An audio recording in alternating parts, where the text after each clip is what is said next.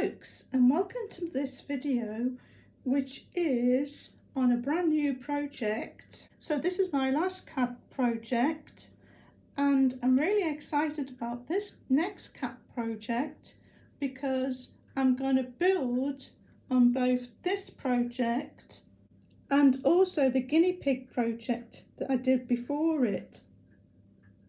So in our guinea pig project, we put some electronics in the hands of a plush guinea pig so that we could get the guinea pig to make a weaking sound. The idea was that it waits for its carrot and then you give it its carrot and it stops. Want your carrot, piggy? He's got his carrot now. Do you want this carrot, piggy? You do?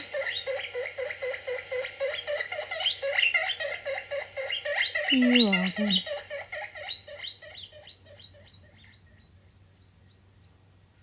So in our guinea pig project, we used an MP3 player and a reed switch so that we could add these guinea pig sounds to our guinea pig.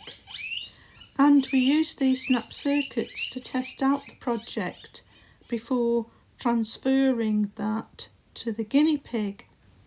So we're going to use the snap circuits again to get a working model for our cat project. So we'll be using this same MP3 module, which was one that Paul made up out of a modified snap circuits module, and this time he's going to modify another snap circuits module to make a touch sensor module.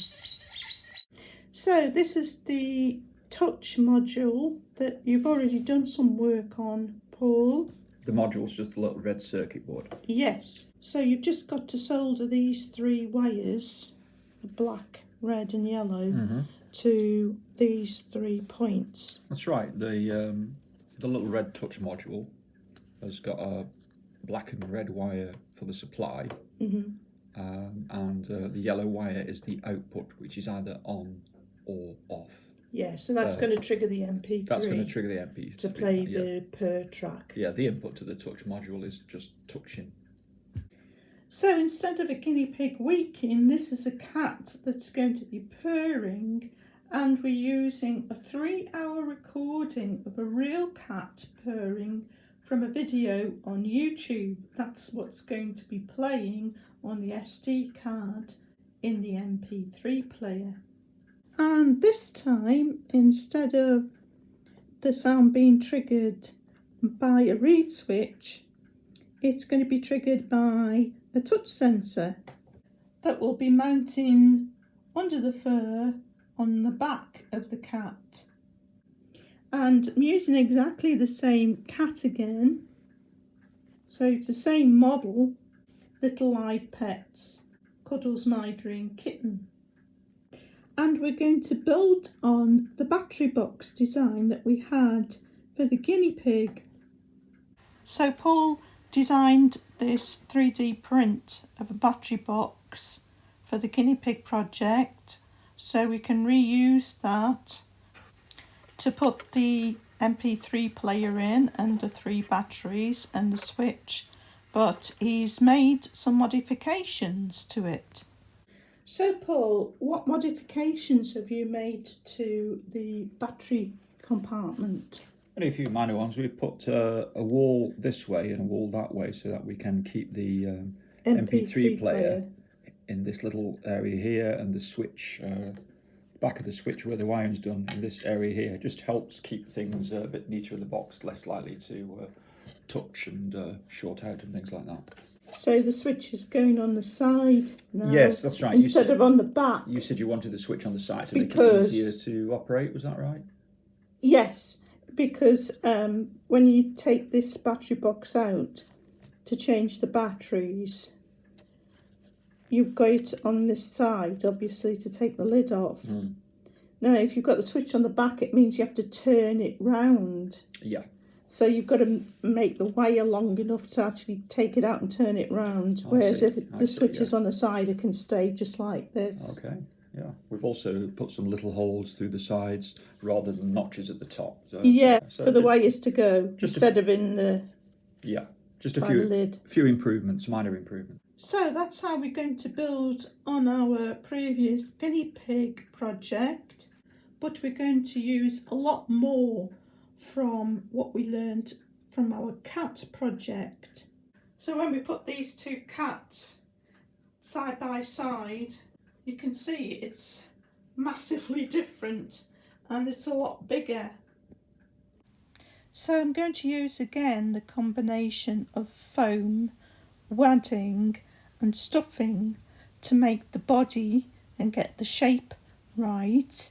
And because I've got my idea of how I'm forming the body this time, and I'm not going to be just making it up as I go along, I think that the cat won't end up as fat as it did last time. I think it's going to be a more normal sort of cat size. So I'm going to use the same materials to make the body, but I'm going to make the legs a little bit different. We've got an improvement for the legs. So when I made the back legs for the cat, I made them in 3 separate pieces and then joined them with stitching, so they made sort of loose joints. But I did find that once I got the fur on it, they wouldn't hold sort of the position anymore. So this time, Paul is designing some 3D printed joints. So this is sort of a first attempt, isn't it, Paul? Yeah. But it's pretty damn good, isn't it?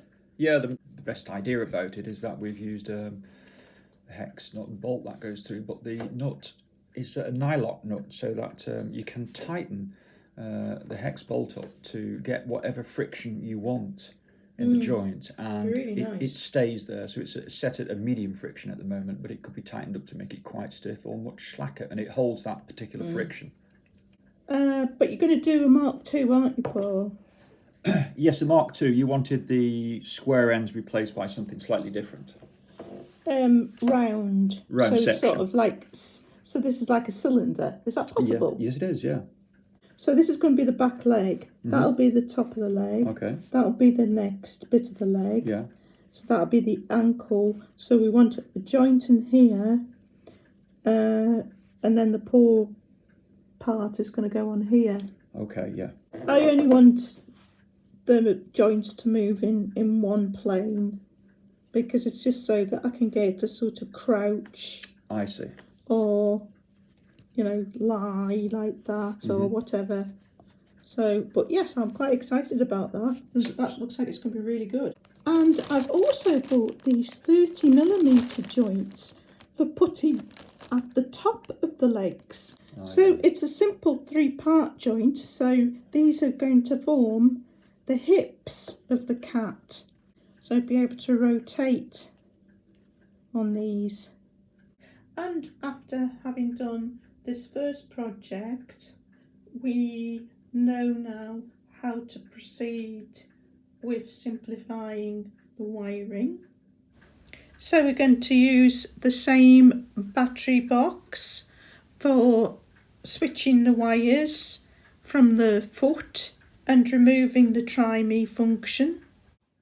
And we also know how we're going to proceed lengthening the wire that runs from the tail mechanism to the main body, though this time Paul isn't going to lengthen it quite so much as he went a bit over the top last time. And we're going to use the same method for attaching the tail mechanism to the body as we used last time, as that worked out really well. One thing that's going to be different though is going to be the muzzle of the cat. The face of the cat is going to look quite different, because this time I'm going to use polymer clay to make the muzzle, and I'm going to flock that muzzle. So I'm going to use a 3D print of a cat. We're going to print another one of these heads, a little bit bigger than this, because this isn't quite big enough for the muzzle that I want. And I'm going to use this muzzle in the same way as I have in some of the crafting projects that I've done, like the muzzle I made for this purple and the muzzle I made for my Petit Kubo cover. So I'll be making another mould like this out of 2-part silicone putty, and then I'll be pressing polymer clay into that and baking it to make the muzzle that I'll be gluing to the front of the cat's face. And then I'll be using cream flock to flock the muzzle. I'm going to use some of the same fur, like this short cream fur. I'm going to use that for the paws again, as I used on my last cat project. And I'm also going to use the same white fur as I used on the last cat project, that I put on the back of the cat and on the chest. But the main fur I'm using is going to be different. I'm going to use this 3-tone grey fur, sort of grey silver. So this has got white in it, grey in it and black in it. Beautiful, huh? Yeah, it can look really nice, the 3-tone, when it's made up into a coat on an animal. So using this 3-tone fur will make it simpler than stitching together different coloured patches of fur. Yeah, but you still get a variation. Like, Yeah. I use this 3-tone fur on my Kubo cover, and we really like that, don't we? I like the scruffiness of that one. But this is super luxurious, isn't it? Beautiful, yeah, it really is. Really, really nice. So dense as well. It's good quality false fur. So this cat's going to be completely white underneath. And it's going to have a white chest.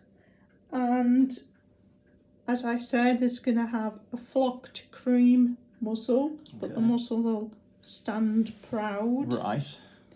And it's going to have some white on the face, sort of coming up from the muzzle there and under the chin there.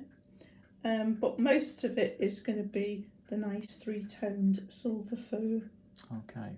So we're both super excited about this project, aren't we, Paul? Yeah, looking forward to putting into practice the improvements on some of the ideas. It should look quite a bit different, this one. So folks, I hope you will join us for those videos on our new cat project. That's it for this video.